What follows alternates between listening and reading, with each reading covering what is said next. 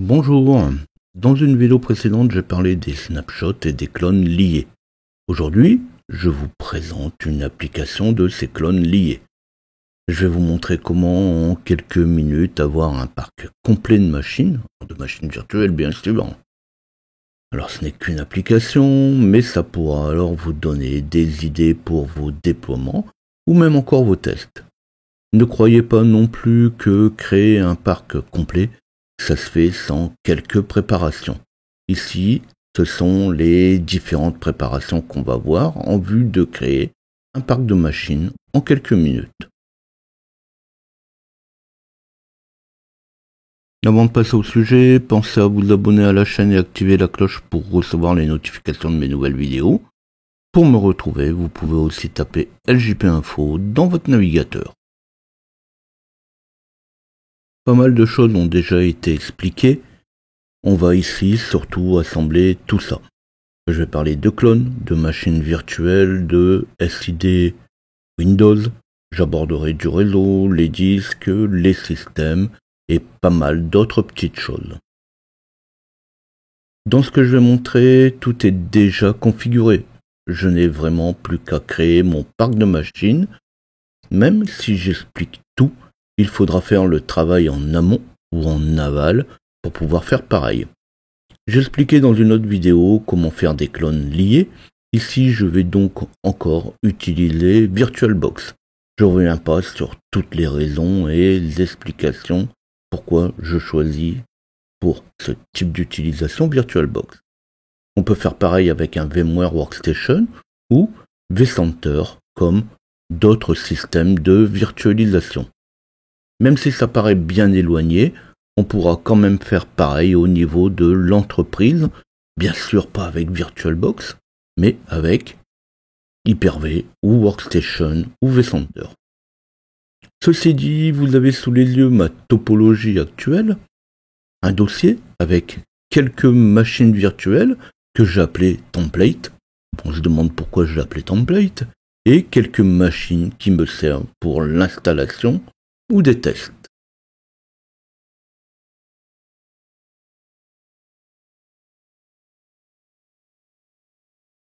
Alors pour la démo, je n'ai que quelques machines et c'est déjà pas mal. Ensuite, libre à vous d'en avoir plus. Personnellement, je passe pas mon temps à réinstaller des machines réelles ou virtuelles. J'ai donc une soixantaine de machines de base, une dizaine de machines spécialisées pour le réseau, une centaine de conteneurs. Alors les conteneurs, ça pèse moins lourd et c'est quand même plus rapide à exploiter. Alors faites-vous plaisir, ça ne prend quand même 1 Tera de stockage. Oui, il n'y a pas que des avantages. Sur le stockage, je vais y revenir, mais 1 Tera aujourd'hui ne vous coûte que quelques euros. C'est toujours une question d'organisation. Même si je ne l'ai pas encore assez dit, je ne suis pas Superman, je n'ai pas des moyens illimités.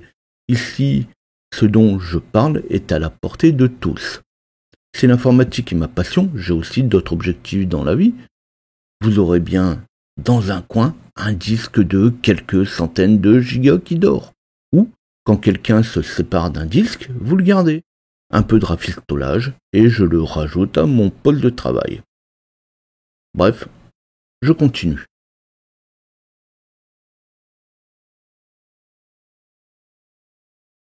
Ici, pour le prétexte, je voudrais un petit parc de machines avec 2 serveurs Windows 2019 AD et quelques machines Windows, disons 4 machines Windows 11.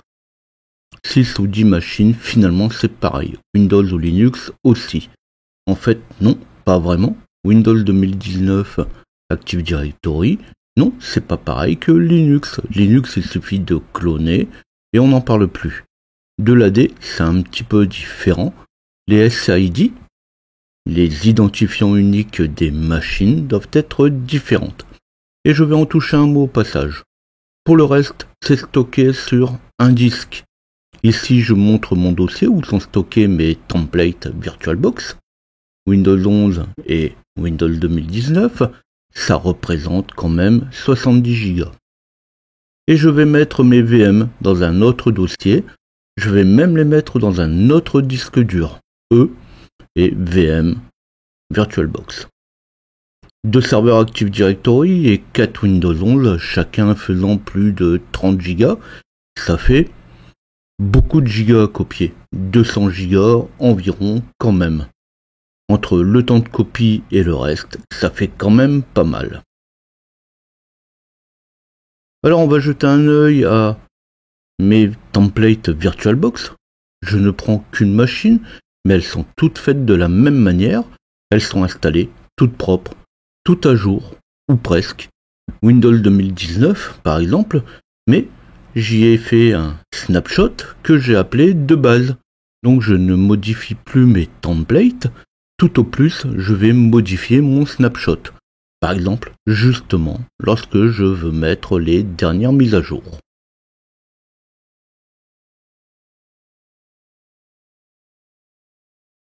Donc je suis sur mon 2019. Je vais profiter pour le lancer.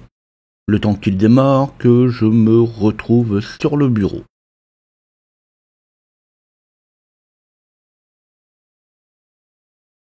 Alors comme je disais au début, il faut quand même préparer un petit peu le poste de travail pour qu'on puisse y faire les modifications le temps venu.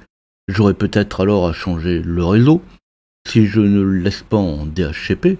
Alors justement, pour de l'Active Directory, on va certainement pas le laisser en DHCP. Alors en parlant d'Active Directory, on ne peut pas avoir 2 serveurs avec le même SID. C'est ce que je disais tout à l'heure. Il faut alors tout faire pour avoir le moins de travail possible pour le changer.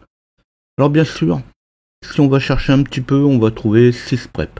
Alors Sysprep, pour moi, ce n'est pas la meilleure solution. Tout change. À partir du moment où on fait un Sysprep, le nom de la machine va être reseté, le réseau, l'utilisateur, le mot de passe et même une bonne partie des paramètres. En cherchant un peu, j'ai trouvé un petit programme, NewID, qui marche sur 2008, mais pas trop sur 2019. Mais sur 2019, il fait quand même le job, mais il reste juste bloqué après le changement d'ID. C'est de la VM, alors au diable, ça va me suffire très bien. Les raccourcis, les outils, même les outils de nettoyage sont déjà prêts. Mais c'est vous qui voyez ce que vous préparez et ce que vous voulez. Soit je tue le processus, ou je redémarre la machine quand c'est fait. Ici, sur mon template, c'est pas utile. Mais vous avez au moins le principe. Une fois de temps en temps, je repousse les mises à jour que je vais dater, et hop, c'est prêt à l'emploi. Alors pourquoi juste pousser les mises à jour? Parce que ma machine de base est compactée, et c'est plus de travail. Ici, les mises à jour représentent plus d'un tiers de la taille des machines. C'est juste pour dire. Mais je le répète, chacun configure tout comme bon lui semble. Surtout aussi, c'est en fonction de l'emploi que vous allez en faire. Si vous fournissez le service à des clients, les mises à jour, la configuration de base pourra quand même être un petit peu plus poussée.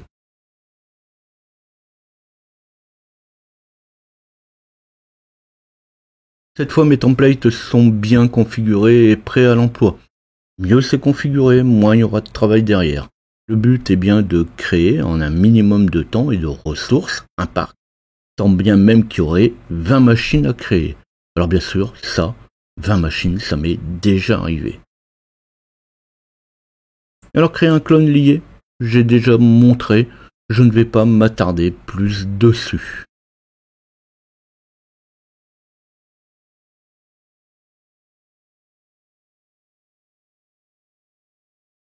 Alors ça prend déjà bien assez de temps comme ça, on sélectionne, on clone, on doit donner un nouveau nom à la machine, sélectionner les options et on recommence. Alors ici je le fais 6 fois, mais 6 fois quand même. Quand on clone la machine, c'est le clone qui est sélectionné, donc c'est reparti. Lorsqu'on reclone une deuxième machine, eh bien on est obligé de resélectionner la machine de base. Donc tout ça c'est du temps. Alors je vais pas m'aventurer sur le sujet, il existe toujours des tas d'outils internes au système qui vont permettre de cloner plus rapidement voire même de scripter le clonage. Donc il suffit alors de créer un script qui va vous faire automatiquement vos clones, voire des clones liés.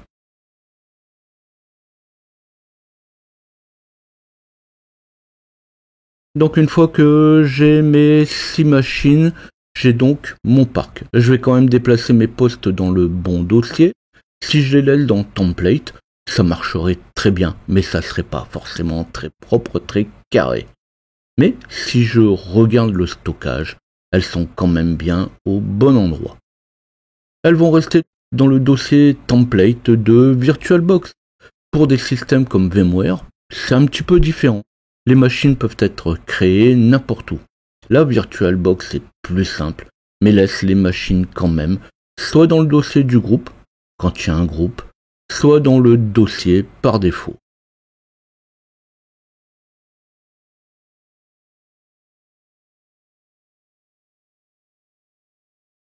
Eh bien, il ne me reste plus qu'à lancer tout ça et voir si ça répond à mes attentes.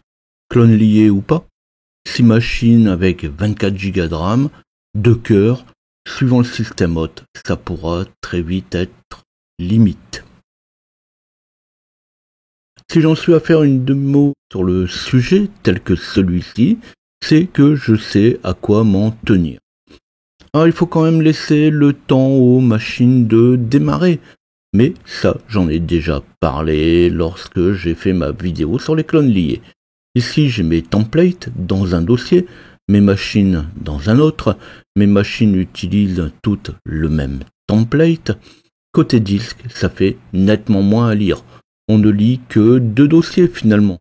Le fichier temporaire et les nouveaux fichiers sont écrits, eux, dans un second disque.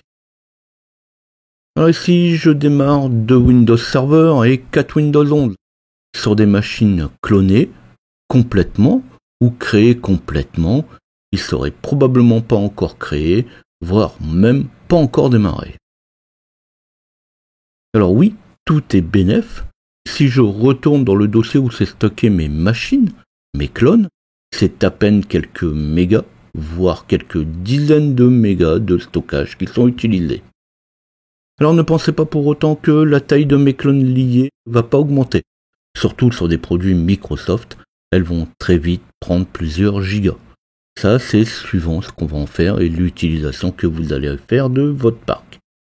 Mais les gigas qui vont être pris vont l'être progressivement et de manière individuelle par machine. Là, si j'avais besoin d'un démarrage tout de suite, et surtout j'avais envie de travailler tout de suite et pas dans 2 heures.